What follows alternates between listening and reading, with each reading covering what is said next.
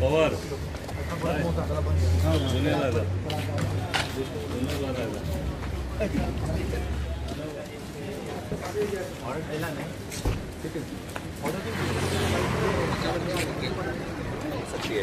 ये गैर कानूनी है, इलीगल है और हमने ये बहस किया है कोर्ट में।